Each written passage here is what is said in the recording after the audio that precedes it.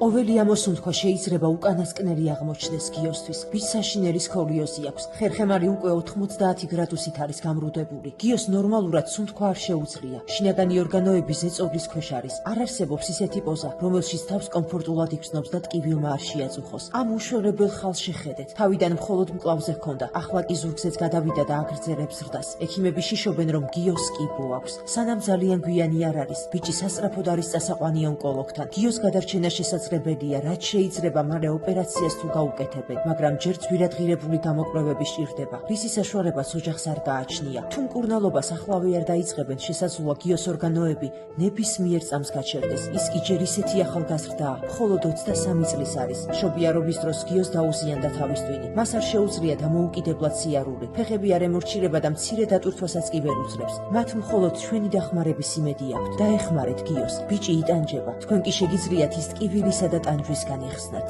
გადარიცხეთ ნებისმიერი თანხა ჩერნოვეცკის ფონდის ოფიციალური საიტის მეშვეობით.